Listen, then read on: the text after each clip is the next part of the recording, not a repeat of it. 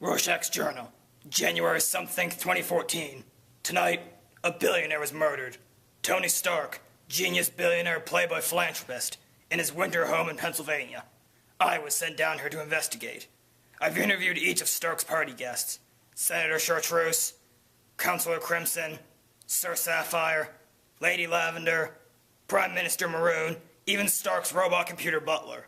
Each one has a solid alibi. There's only one guest left to interrogate. Alright, Farrah, start talking. Where were you when Tony Stark was murdered? Can I be interrogated by an official of the law? You know, anybody that isn't a psychopath wearing an ink blot? Talk! Alright. Well, I was getting sick of this party, so I decided to leave it for a little bit. No, Tony, I don't want to see how many Jaeger bombs you can down in a minute.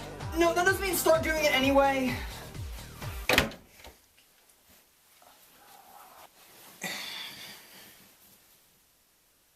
I hate these parties. I only go to them because Tony's a friend of mine. He's like a mentor to me. But I guess while I'm here, I might as well pass the time with a review. So, today, I'm taking a look at one of my all-time favorite movies, Clue.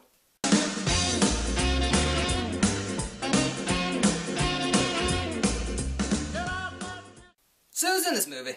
Well, it's got Nigel Thornberry, Doc Brown, Vice Principal Kraft, Dana Lambert, Lenny Kosnowski, Lily Von Stupp, and Zandra from Will and Grace. What's it about? Well, it takes place in 1954 New England, during the rise of McCarthyism, where a party is being held. And somewhere, miles away, a strange boy is playing Johnny B. Good at a high school dance.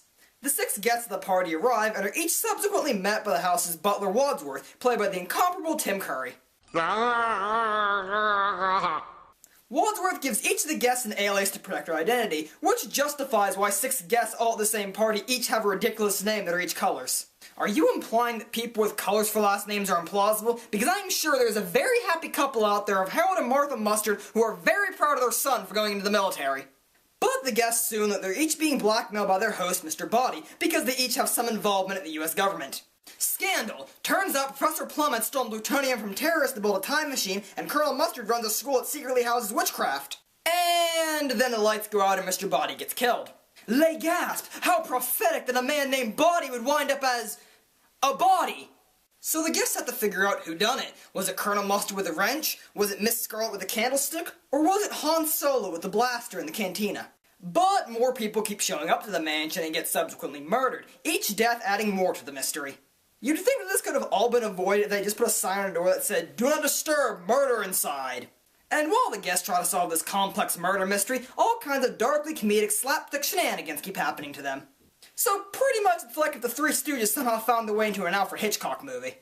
And now, because I can't find a way to shoehorn this joke into the review any better, and I'm completely shameless, here's Tim Curry singing. I'm just a sweet transvestite. You're welcome, Internet. So final verdict, 10 out of 10. This is how you make a board game movie, Michael Bay.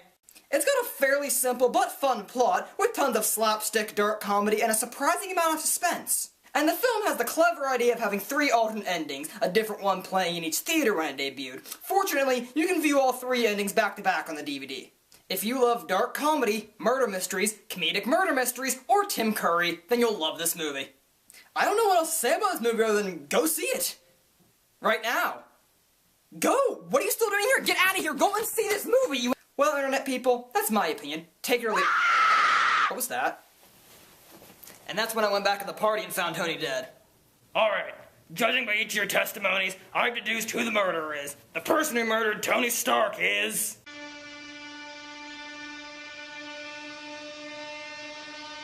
Jarvis, the robot butler. What?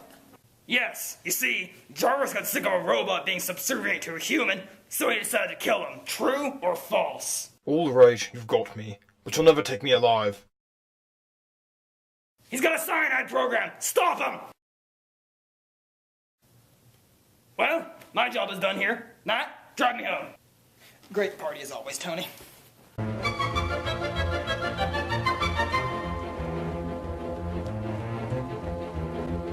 The person who murdered Tony Stark is...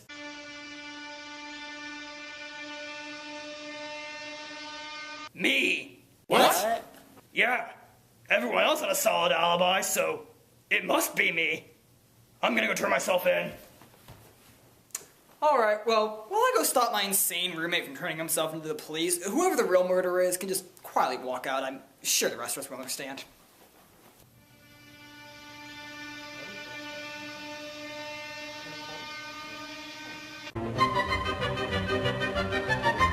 The person who murdered Tony Stark is...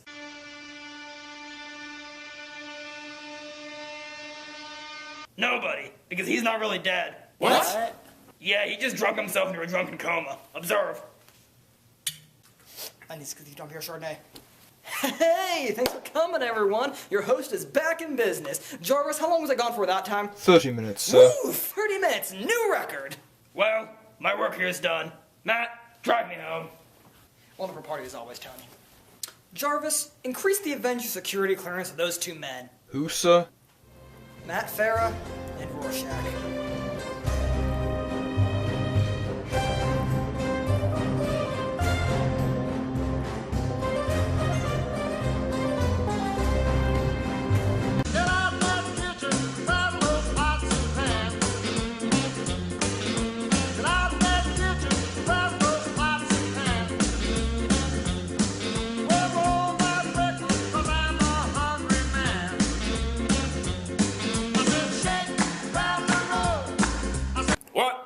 What ain't no country I ever heard of? Speak English and what?